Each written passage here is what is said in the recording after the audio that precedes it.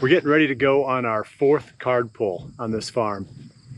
The first 3, we've netted a whole bunch of bucks that Jordan would shoot, and one probably that I would shoot. And it should keep getting better.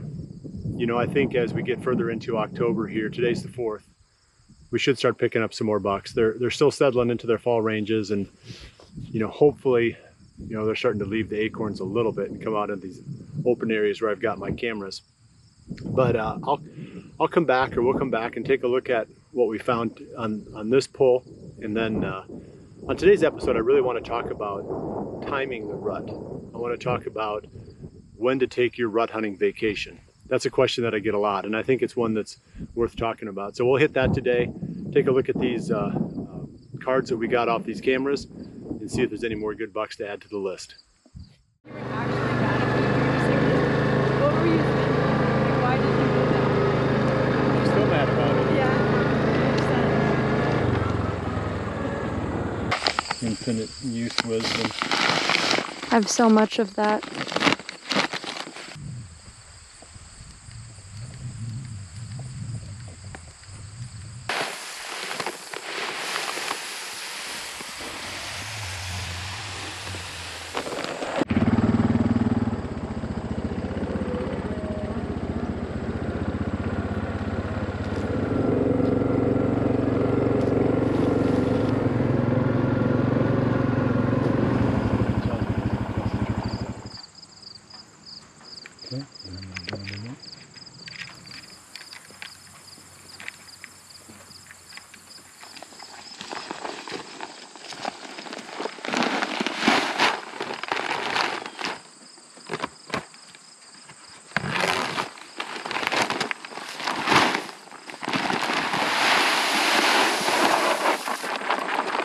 So we're back up at that plot up on top of the ridge, and just for fun, I've been keeping track of this one for you, just showing you the amount of damage that we had on the beans, planting the brassicas in there, and then how the deer have been utilizing / destroying my brassicas. So we'll show you that again, and then we'll keep moving. But I thought you might get a kick out of every week kind of getting a little update of what this plot looks like. I'm saying that by November, there might not be any food left up here. They're hitting it pretty hard.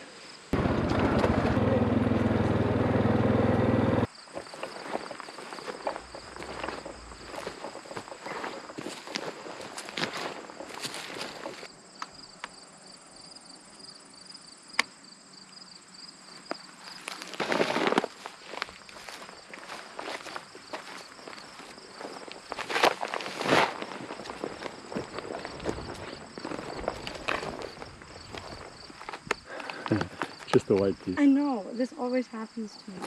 It just disintegrates. Hold on. Oh, thanks.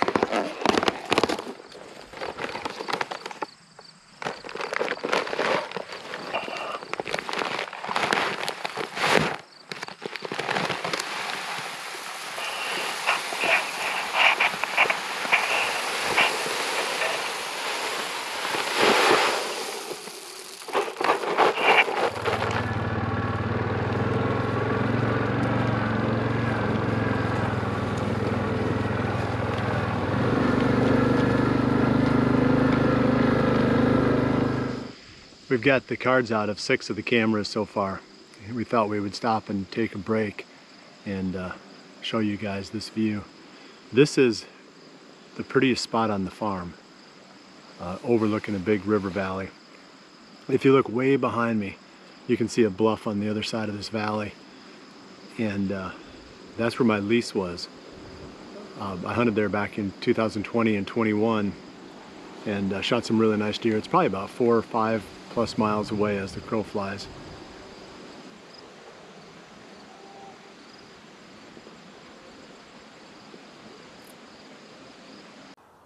We pulled the cards on 12 cameras, and what I found, I guess, wasn't too surprising given this time of the year. I see it almost every year. In fact, I can't remember ever killing a buck during the first 10 days of October. And there's something that happens. It's a physiological change in these deer. And it's almost as if they go from being active out in the open during daylight to being very inactive. So you might call it nocturnal. You know, there's some likelihood that these deer are moving somewhere, these bucks, but they aren't coming out into the open in daylight like they used to. I got very, very few daylight photos of bucks. In fact, there was a couple of deer that just completely fell off the map that were showing up very regularly before. So don't be surprised if you pull your cards out of your cameras and find that the bucks that you were looking forward to hunting in the early season have disappeared. That's common every year. I see it all the time. It's pretty rare, like I said, to have a decent buck that doesn't do that. So that's what we saw. No fresh bucks showed up, which was a little bit disappointing, I would say, because I was hoping that, you know, in these same locations that we're going to pick up a few new ones, you know, that finally figured out that there was a little bit of corn there and, you know, would catch it on the way through while they were dispersing. Didn't really see that. So I've got to start moving cameras more now. I do think there's, you know, some other targets on this farm, but I'm up to 2 now. There's one older buck, a pretty nice 9-pointer, a deer that, you know, without question I would shoot, and then there's that one with the blind eye on the right side. And I'll definitely set up on the right side of the trail, take advantage of his weakness. I shot a buck with the blind eye back in 2002, but if I get this guy, it would only be the second one in my whole career that I've shot that had a blind eye. So now I just got to find the ones that can't see or smell, and then I'll be in the game. So let's get into the meat of this episode. I get a lot of questions from people, and probably the most common question that I get is, when should I take my rut hunting vacation? And you know, I used to have a standard answer for that, but it's gotten harder to really predict that. And the reason is because I really like the last week of October now. I used to kind of shy away from that and just, you know, focus on November. But, you know, I did this episode recently where I covered the whole episode about October versus November. So I hate jumping past that last week of October, especially if it's chilly. You know, if you get unseasonably cold temperatures during that last week of October, it's going to be really good. But if you don't, then that week of November, from roughly the 3rd to the 10th, somewhere in there, depending upon, you know, where the Sunday through Sunday falls. But that's always been my go-to, because I've always felt like November 7th, you know, year in and year out, seems to produce the most buck sightings. And really, if you kind of look at the bell curve of when people kill bucks during the rut, it peaks somewhere right around there, 6th, 7th, 8th, you know, then the numbers start to drop off on either side of it. So I really feel like with normal temperatures, that 3rd through the 10th, you know, if you can get into the 12th, that can be really good. But you get much past about the 12th of November, and a lot of the does are in estrus, because they've got another bell curve. Their bell curve peaks on the 15th of November. So that's when the highest number of does are in estrus. So you always want to keep your buck hunting or your vacation time in front of that, because you don't want to be when all those does are in estrus trying to hunt, because a lot of the mature bucks are going to be tied up with does, and it's super easy for them to find another one. They don't have to cruise to find does usually. They just kind of go 100 yards and there's another one, or they steal her from, you know, some other buck, but they're not cruising much. And then it can start to get good again, you know, after about the 20th or so. But that, you know, a lot of states, that time frame is reserved for the firearms hunting. So as bow hunters, other than a few states, which I happen to live in Iowa, where we can hunt the whole month of November with a bow, but in most states, you just don't have that opportunity to hunt that second peak, which is less of a peak than the first one, but definitely a good time also. But I wouldn't take my vacation there if I had 1 week. I'm going to say, you know, unless you can predict the weather, that 3rd through the 10th time frame, somewhere in there. You know, I should pull the calendar out and really see where the weeks fall, but you can do that for yourself.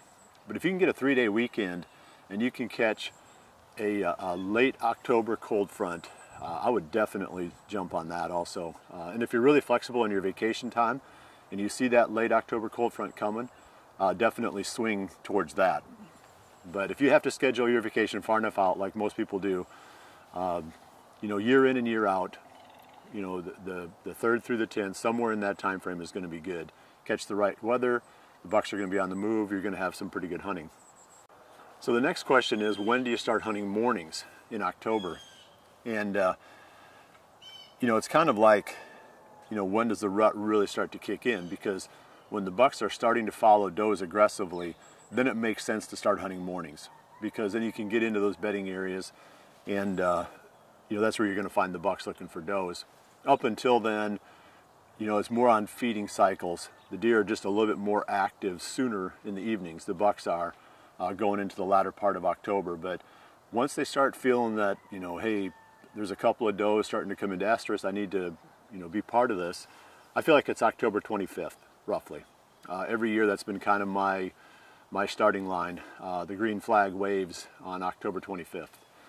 So, you know, other people might have different ideas on that, but, you know, I've just seen it so many years hunting, you know, every day of the rut, that prior to that, I feel like I'm taking too much risk by going into these bedding areas.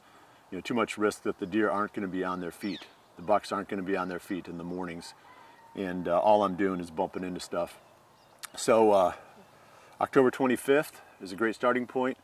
And then planning that rut vacation. If you can tell me when it's, you know, what the weather forecast is going to be, I'll give you the exact week. But other than that, like I said, I'm a November 3rd to November 10th kind of guy. Quick update on the building. I've got almost all of the framing done. I was hoping to finish that on this trip, but we had to call it off a little bit earlier than we'd hoped. We don't have internet here, so just editing and getting the shows uploaded, that's a real problem. We should have something here within the next few days though. Believe it or not, we're out in the middle of nowhere. We can get high-speed fiber optic internet here. And I live a short distance away from the University of Iowa, and I have copper line internet. So it doesn't pay to live in the cities, I guess. So anyway, here's where we're at. Ta-da. All the rooms are in, so let's take a look. Last week I talked about the main living area. You can start to see it taking shape now. We're going to have a heater here, which I think is just going to be an unvented LP like space heater.